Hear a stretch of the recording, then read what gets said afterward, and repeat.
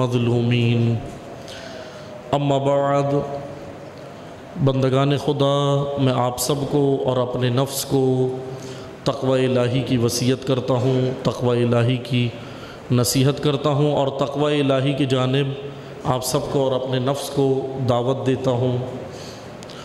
ईद सईद फ़ितर, ईद उल फ़ितर का आज रोज़ है और अल्हम्दुलिल्लाह हम खुदा का शुक्र अदा करते हैं कि खुदावंद तबारक व तआला ने हम सब को बंदगी का एक और दिन फ़राहम किया और अल्लाह ने अपनी इबादत का दिन इन ईदैन को, ईद फ़ितर को, ईद उल अज़हा को अपनी इबादत का दिन शुमार किया है। एक ख़ास लुत्फ़ का दिन है, अल्लाह की जानिब से उम्मत इस्लामिया पर, मोमिनीन पर, मुस्लिमीन पर अल्लाह की जानिब से लुत्फ़ व इनायत का दिन है। ईद फ़ितर के हवाले से मैं मुख्तसर ही खुतबा दूँगा, बस आपने तवज्जो से सुनना है। ईद फ़ितर की हिकमत, ईद उल फ़ितर की अज़मत, ईद उल फ़ितर के हवाले से बाज़ रिवायात में जो आया है, ख़ुसूसन एक रिवायत हज़रत इमाम अली इब्न मूसा रज़ा अलैहिस्सलातु वस्सलाम से, अल्लाहुम्मा सल्लि अला मुहम्मद व मुहम्मद। इमाम रज़ा अलैहिस्सलाम फरमाते हैं कि 4 दिन अल्लाह ने ऐसे करार दिए हैं कि ये 4 दिन रोज़ महशर एक लिबास उरूसी में सजाई गई दुल्हन की मानिंद होंगे।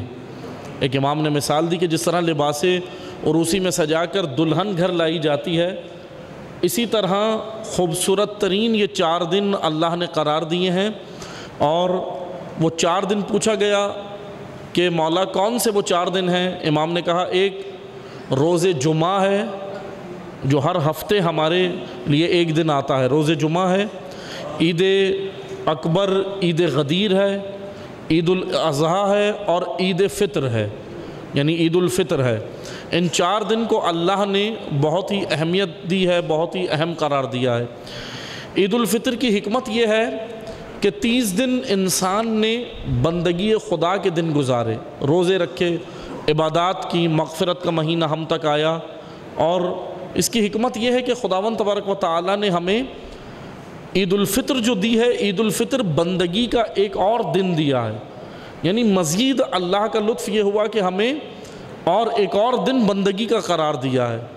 ईद फ़ितर के हवाले से मुतअद्दिद रिवायात हैं, लेकिन मैं बस 2 जुमलों में अर्ज़ करूँगा कि अज़ीज़ान मोहतरम, ईद उल फ़ितर दरअसल इंसानी फ़ितरत से गुबार हटाने का दिन है।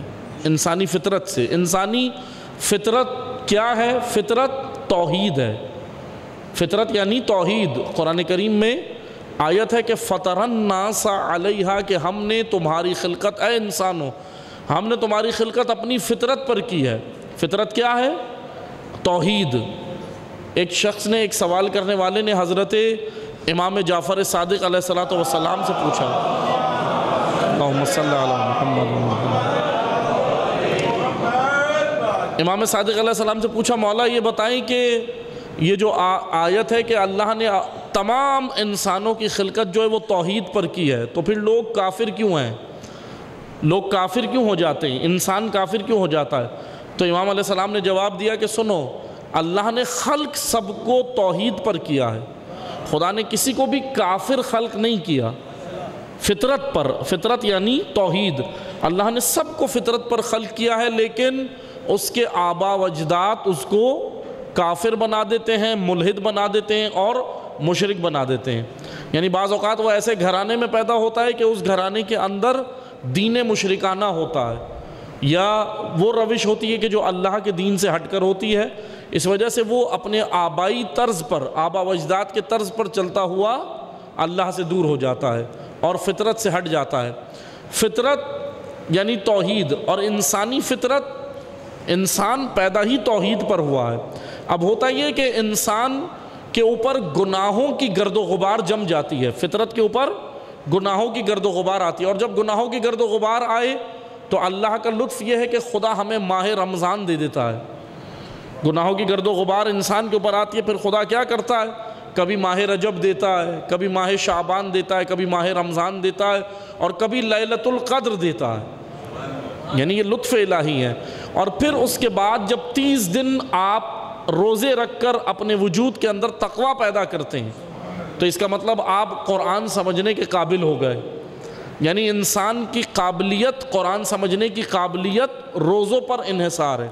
روزہ رکھیں گے تقویٰ آئے گا، تقویٰ آئے گا تو آپ قرآن کو سمجھیں گے، اور قرآن سمجھنے کے بعد پھر خدا کا لطف ایک اور ہے کہ یاد رکھیں ایسا نہیں ہے کہ 30 دن ہم نے اللہ کی بندگی کے گزارے اور اب 11 مہینے ہم آزاد ہیں، نہیں عزیزان محترم، بندگان خدا، 30 دن ہم نے اللہ کے گھر میں آ کر عبادت کی ہے، مسجد میں آ کر ہم نے عبادت کی ہے، روزے رکھے ہیں۔ یہ کہہ لیں، میں آپ کو ایک سادہ سی مثال دیتا ہوں تاکہ جوانوں اور بچوں کے سمجھ آئے کہ جس طرح فوجی چھاؤنی کے اندر ٹریننگ کرتا ہے، کینٹ کے اندر، چھاؤنی کے اندر ایک فوجی سپاہی ٹریننگ کرتا ہے محاذ پر جانے کے لیے۔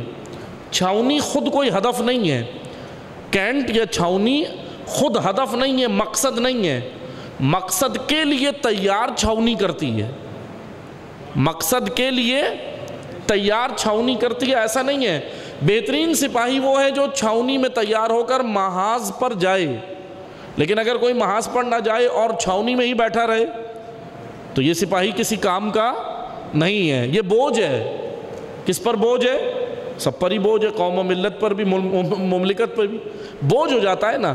اب یہ تو مثال تھی، مطلب کہ جانب آئیں، اللہ نے اسلام کا سپاہی تمام افراد کو، امت اسلامیہ کو بنانا ہے، اور خدا کی چھاؤنی اور کینٹ یہ مسجدیں ہیں، یہ مسجدیں چھاؤنی ہیں۔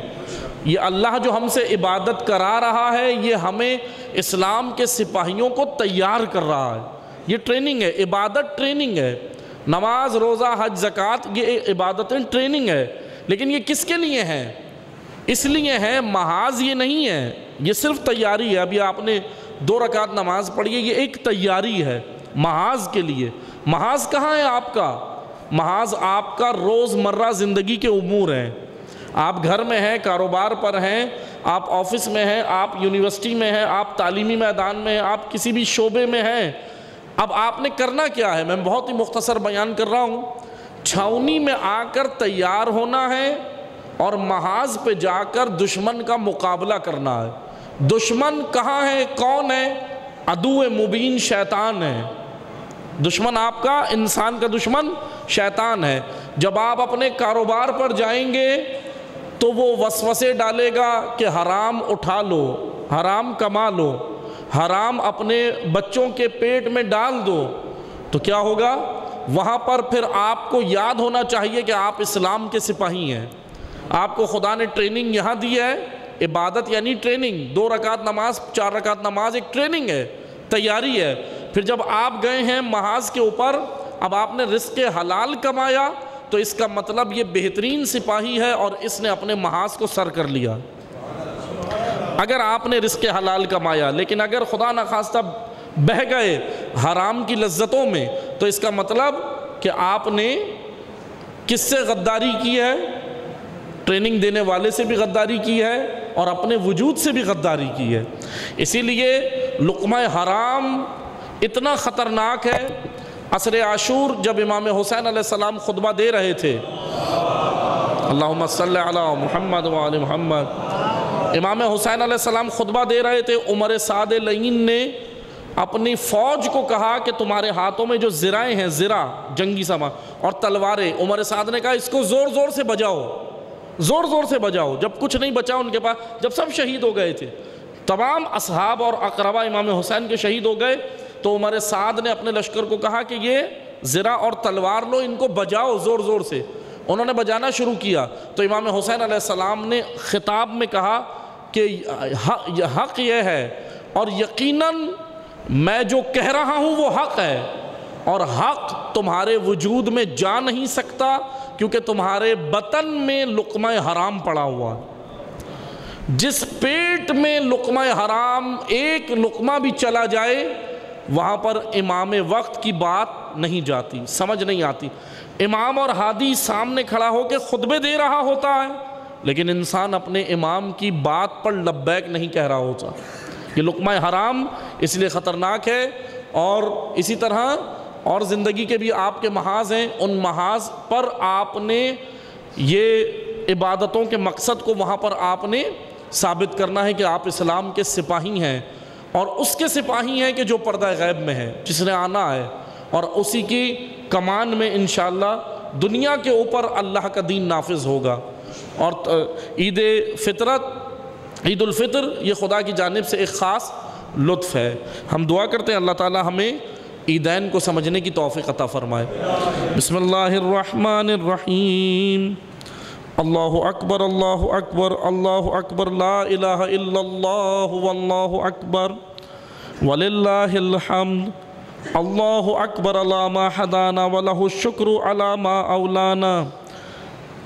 الحمد للہ الذی ہدانا لدینہ الذی ارتضى وسبیلہ الذی اصطفى ونصرنا لما يعجب الزلفة لدیہ والوصول الیہ فامرنا بالصیام شہر رمضان الذی انزل فیہ القرآن وجعل فیہ لیلۃ القدر التي ہی خیر ومن الف الشہر وهو شہر اللہ وسید الشہور وشہر التوبہ وشہر المغفرہ فصمنا نہارہ وقمنا لیلہ علی تقصیر وعدینا فیہ من حقہ قلیلا من قصیر حتی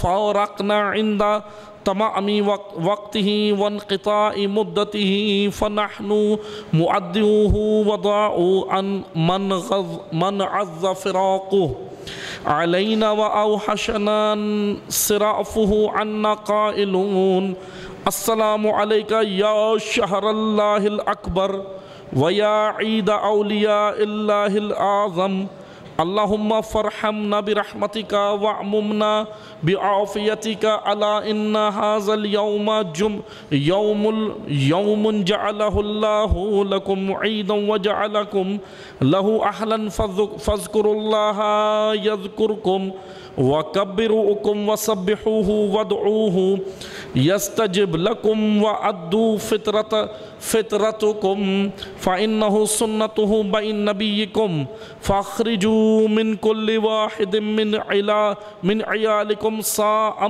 من بر أو شعير أو تمر أو عوز إن أحسن الحديث كلام الله الحكيم بسم الله الرحمن الرحيم قد أفلح من تزكى وذكر اسم ربه فصلى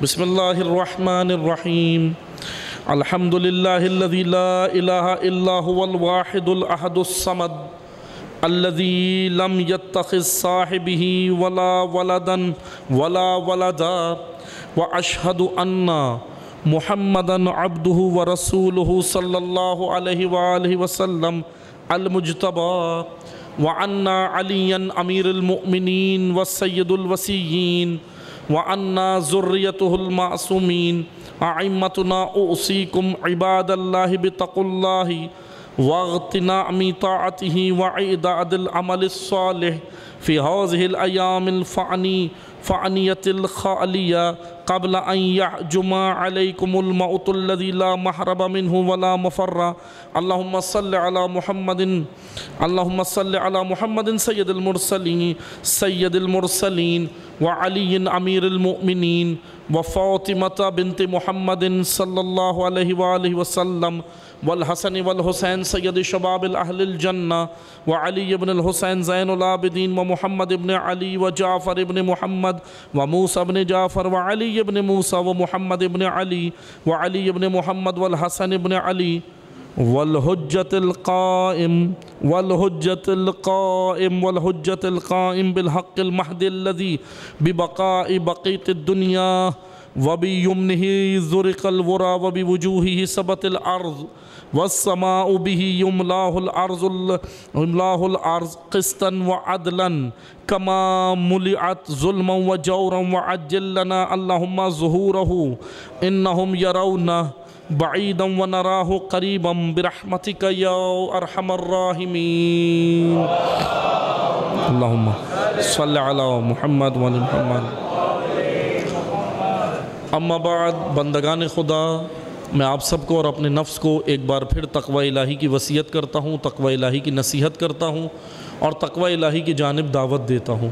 خدا نے انسان کی نجات تقوی کے اندر منحصر رکھی ہے۔ تقوی الہی راستہ ہے کہ جس پر انسان عمل کر کر ان تمام ایام و لیالی، روز اور راتوں کو انسان درک کر سکتا ہے۔ عید فطر عید بندگی ہے، اور جب حضرت امام حسن مجتبیٰ علیہ السلام سے پوچھا گیا، اللہم صلی علی محمد، امام حسن علیہ السلام سے پوچھا گیا کہ عید کسے کہتے ہیں، عید کا معنی کیا ہے، یا عید سے مراد کیا ہے، فلسفہ کیا ہے، حکمت کیا ہے؟ تو امام حسن علیہ السلام فرماتے ہیں کہ عید اللہ کی بندگی کا دن ہے، لعب و لہو کا دن نہیں ہے، یعنی ایسا دن نہیں ہے کہ جو ہم ایسے امور میں گزار دیں جو بے مقصد اور بے فائدہ ہوں، بلکہ عید کا دن، عید الفطر کا دن، عیدین کا دن اللہ کی جانب سے مقرر کردہ ایک اور بندگی کا دن ہے۔ یعنی خدا نے ہمیں، میں آپ کو ایک قانون ہدایت کا بتاتا چلوں کہ دیکھیں، توجہ سے سننا ہے، علماء و مفسرین بیان کرتے ہیں، میں بہت ہی مختصر وقت لوں گا، آپ نے توجہ سننا ہے۔ ہدایت اللہ کی جانب سے ہوتی ہے، لیکن گمراہی اللہ کی جانب سے نہیں ہے۔ لیکن اس ہدایت اور گمراہی کو ہم نے سمجھنا ہے۔ ہدایت، دو ہدایتیں علماء و مفسرین نے ذکر کی ہیں، ایک کو ہدایت اول کہا ہے، ایک کو ہدایت دوم کہا ہے، پہلی ہدایت اور دوسری ہدایت۔ اسی طرح ضلالت و گمراہی کو بھی علماء و مفسرین نے دو گمراہیاں شمار کیا ہے، کہا ہے کہ پہلی گمراہی اول ہے، دوسری گمراہی دوم ہے، یعنی پہلی گمراہی اور دوسری۔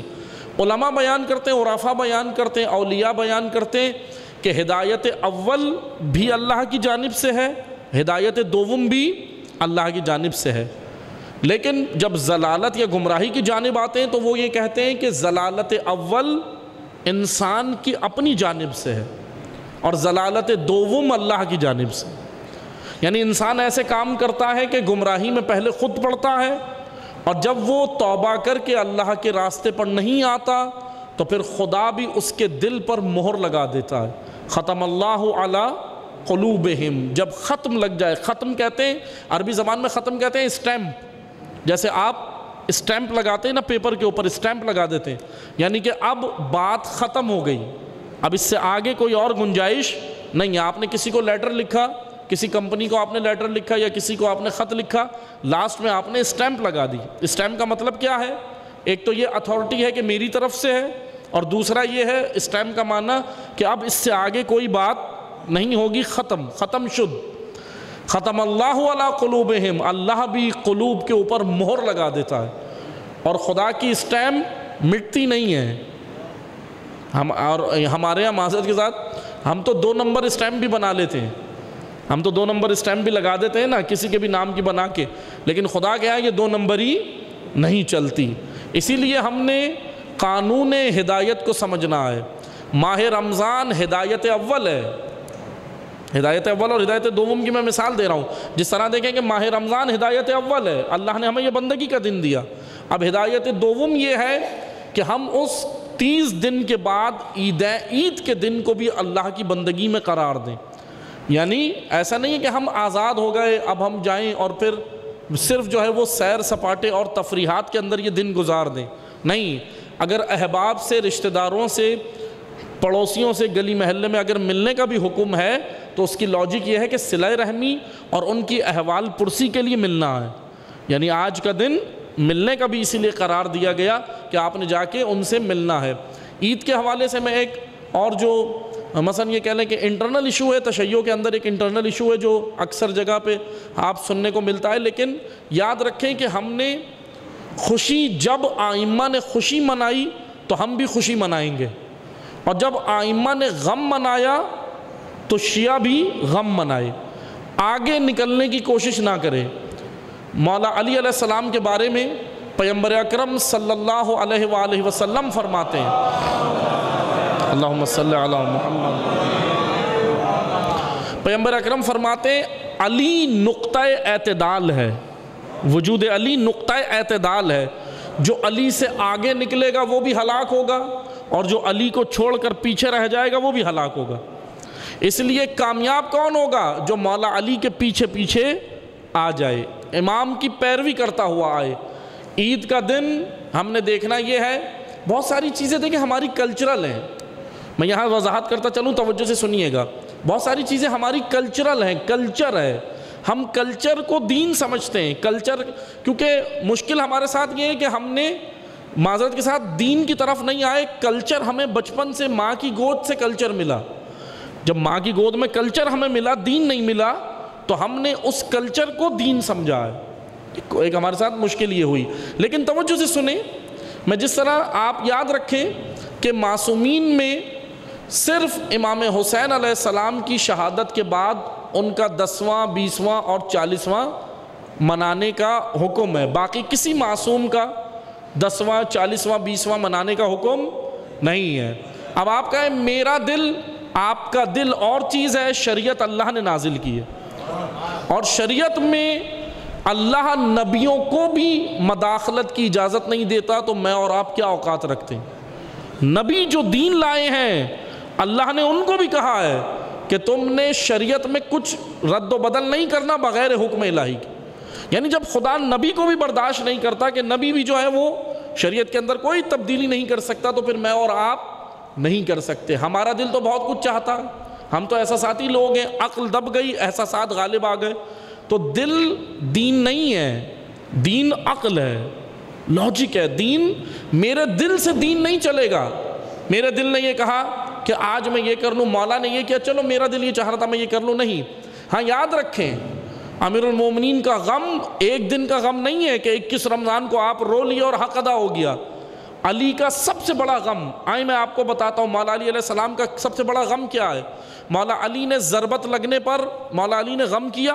نہیں، مولا علی کے سر اقدس پہ ضربت لگی، علی نے کہا آج علی کامیاب ہو گیا، فزت ورب الکعبہ۔ لیکن علی کا غم نہج البلاغہ میں موجود ہے، اور مولا علی کا سب سے بڑا غم یہ ہے کہ لوگ میری پیروی نہیں کرتے، اطاعت نہیں کرتے، یہ غم ہے علی کا۔ ہر دن ہمارے لیے غم کا دن بن جاتا ہے جس دن وہ دن ہمارے لیے غم کا دن ہے جس دن ہم مولا علی کی پیروی نہ کریں، جس دن ہم گناہ کریں، جس دن ہم معصیت کریں، وہ ہمارے لیے غم کا دن ہے۔ اور جس دن ہم علی کی پیروی شروع کر دیں، خدا کی بندگی شروع کر دیں، تو ہر دن ہمارے لیے عید کا دن بن جاتا ہے۔ پیروی پر انحصار ہے، اسی لیے امیر المومنین کا 10واں کسی امام نے نہیں منایا، نہ حکم ہے نہ منانے کی گنجائش ہے۔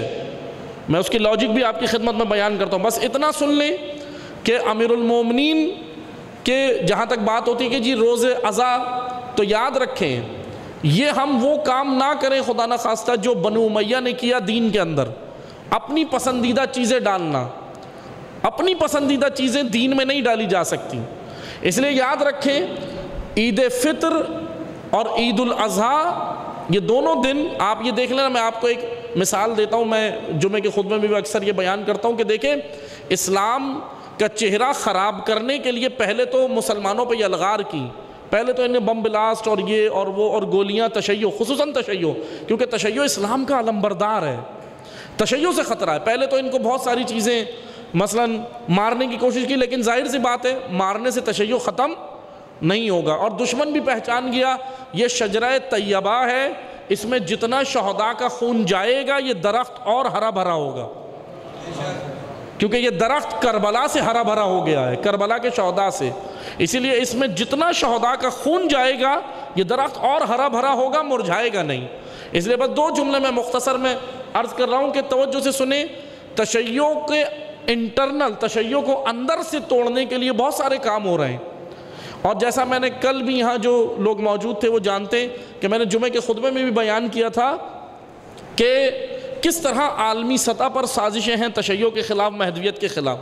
تو اس لیے ہم شعور اپنے اندر پیدا کریں. کوئی بھی آ کر ہمیں عزاداری کے نام پر، مولا علی کے نام پر، ولایت کے نام پر کوئی ہمیں گمراہ نہ کرے، لے نہ جائے. یہ بے شعور لوگ امیر المومنین کو نہیں چاہیے تھے. مولا نے نہج البلاغہ میں کہا ایک جملہ مولا علی کا بڑا، یہ کہہ لیں کہ عجیب جملہ ہے. مولا علی جو اہل کوفہ مولا علی کو ملے تھے جن میں عقلیں نہیں تھی، شعور نہیں تھے، احمق تھے، یعنی ذرا سا ہر جھنڈے کے پیچھے چلے جاتے تھے. مولا علی نے کہا بھی نا نہج البلاغہ میں کہ یہ ہمجن رعا ہیں. ہمجن رعا کہتے ہیں بھیڑوں کے ریوڑ کو، عربی میں ہمجن رعا بھیڑوں کے ریوڑ کو کہتے ہیں. مولا علی نے کہا یہ جس آواز جو ان کو آواز دیتا ہے یہ اس کے پیچھے چلے جاتے ہیں بغیر سوچے سمجھے. یعنی ہر جھنڈے پر لبیک، ہر کسی کے پیچھے، کیونکہ ان میں شعور نہیں ہوتا. امیر المومنین نے کہا، مولا علی نے ان کے بارے میں ایک جگہ پر نہج البلاغہ میں کہا کہ پروردگارا انہیں مجھ سے لے لے، مجھے ان سے لے لے. علی، یہ درد ہے علی کا، یہ مولا علی کا غم ہے. سب سے بڑا غم یہ ہے کہ مولا علی کو بے شعور لوگ ملے جو علی کو نہیں چاہیے تھے، باشعور چاہیے. اس لیے شعور، ہوشیاری، بیداری. ایسا تو نہیں ہے کوئی آپ کو آ کے عزاداری کے نام پر تفریق کر رہا ہو، ولایت کے نام پر تشیع کو توڑ رہا ہو، کسی اور مسئلے کو اٹھا کر، یعنی جو مسائل نہیں ہیں لیکن آپ کے اندر، ہمارے اندر انٹرنل ایشوز پیدا کیے جاتے ہیں. اس لیے یاد رکھیں جو دن ائمہ نے عزا کا دن قرار دیا وہ عزاداری کا دن ہے، اور جس دن ائمہ نے خوشی کا دن قرار دیا ہے وہ خوشی کا دن ہے. میں ایک روایت، کیونکہ بعض لوگ ایک روایت بڑی گردش کر رہی ہے سوشل میڈیا پہ ابھی، کیونکہ جیسے کوئی دن آتا ہے اور روایتیں شروع ہو جاتی ہیں چلانا، لیکن معذرت کے ساتھ نہ اب عوام الناس تو نہیں جانتی، نہ عربی کا پتہ ہے کہ روایت مستند ہے نہیں ہے، نہ سند کا پتہ ہے، نہ متن کا پتہ ہے، نہ راوی کا پتہ ہے. علم رجال تشیع کے اندر اتنا خوبصورت علم ہے کہ حدیث چیک کرنے کے لیے راوی بھی چیک کیا جاتا ہے کہ راوی کیا ہے. اہل سنت برادران میں بعض لوگ علم رجال کو نہیں مانتے، وہ یہ کہتے ہیں صحابہ کی توہین ہے، لیکن تشیع جو ہے ہمارے ہاں مدارس میں علم رجال ہے. علم رجال کیا ہے؟ علم رجال رجل، اس مرد کی انویسٹیگیشن ہے جس نے حدیث پیش کی ہے. اور دو جملوں میں سنیں، یعنی اتنا خوبصورت مکتب ہے یہ تشیع کہ پانچویں امام کے ایک شاگرد امام کی نشست میں آ کے بیٹھتے تھے، دائیں کان سے بہرے تھے، دایاں کان ان کا صحیح نہیں تھا، بایاں صحیح تھا.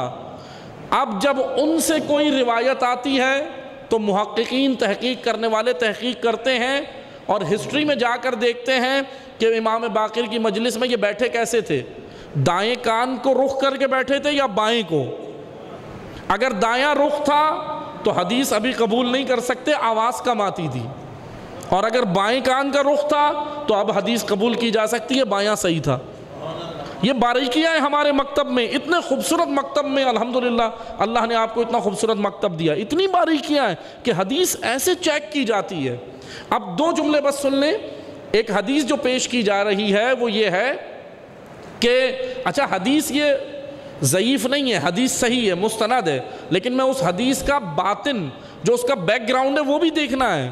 ایسا تھوڑی ہے کہ بس حدیث ہمارے سامنے آئی اور اس کا بیک گراؤنڈ کیا ہے، کیا امام نے اس کی تشریح کیا ہے، یہ بھی دیکھنی ہے. مثلا وہ حدیث یہ ہے کہ پانچویں امام سے وہ جملے ہیں اور حقیقتاً ہیں، حدیث صحیح ہے، حدیث جو ہے وہ ضعیف نہیں ہے، میں اس کی بس وضاحت کر رہا ہوں. حدیث میں یہ ہے کہ جب عید کا دن آتا ہے پانچویں امام کہتے ہیں ہمارا غم تازہ ہو جاتا ہے. یہ جملے ہیں، لیکن وہی بات ہے، معذرت کے ساتھ ہم کلپ سننے والے لوگ ہیں، شارٹ کٹ. ہمیں 1 گھنٹے کی تقریر تو سننی نہیں ہے.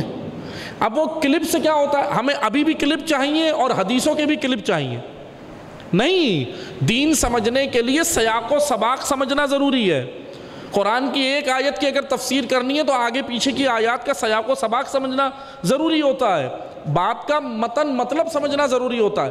حدیث اور اسی طرح معذرت کے ساتھ جب فقہی مسائل بیان ہوتے ہیں تو وہ بھی شارٹ فتویٰ کچھ ہوتا ہے مرجع تقلید کا، اور اس کو بس اس میں سے نکال کے پسند کی چیز نکال کے پیش کی جاتی. پسند کی چیز. دین ہماری پسند کا نام نہیں ہے. امام حسین علیہ السلام یہی کہہ رہے تھے کہ لوگوں نے دین کو زبان کا ذائقہ بنایا ہوا ہے. جتنا معاش کے لیے ضروری ہوتا ہے لیتے ہیں، باقی سارا اگل دیتے ہیں. امام حسین کے جملے کربلا کے میدان میں، مکہ میں، مدینہ سے نکلتے امام حسین علیہ السلام نے کہا. اس لیے بس 2 جملے سنے. اس حدیث کا سیاق و سباق یہ ہے، حدیث صحیح ہے کہ امام نے فرمایا کہ جب عید کا دن آتا ہے ہمارا غم تازہ ہو جاتا ہے. لیکن کیا غم ہے وہ مولا کو یہ سمجھنا ہے. کون سا غم ہے؟ یہ جو محراب ہے، یہ جو میں آپ سے خطاب کر رہا ہوں، امام، یہ حق امام مسلمین کا ہے.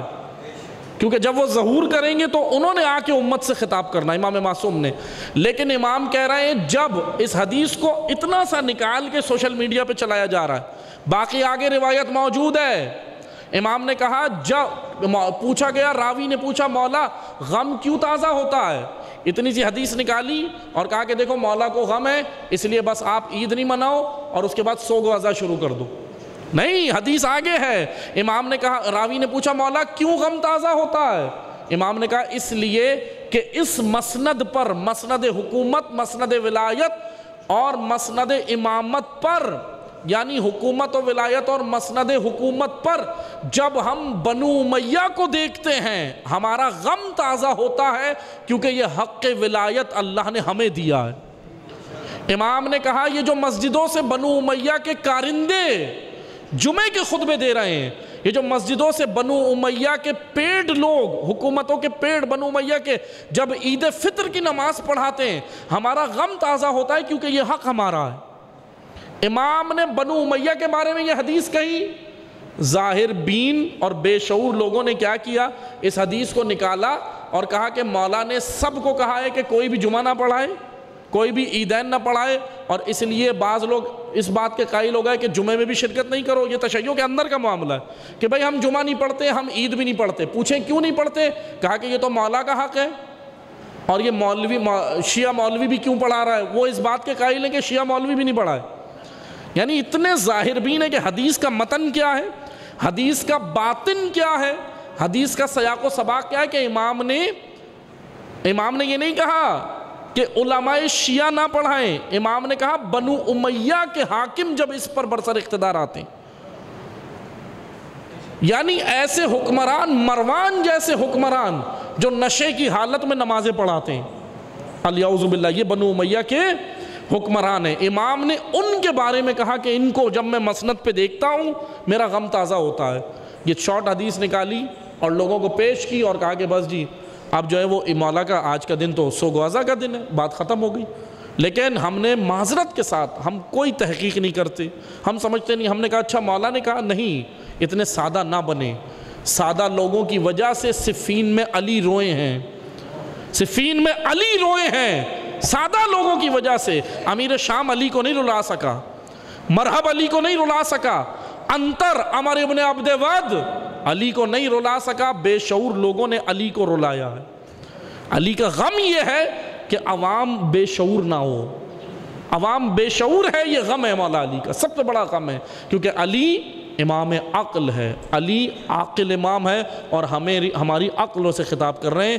اسی طرح عزیزان محترم، بس میں آخر میں نے فقہی مسائل بیان کر دیے تھے فطرے کے اور فطرانے کے حوالے سے. جن لوگوں نے فطرہ نہیں نکالا ہے، عید کی نماز بھی ہو چکی اور آپ تک وہ فطرہ نکال دیں، اور فطرے کو مستحق تک پہنچانا بہت ضروری ہے.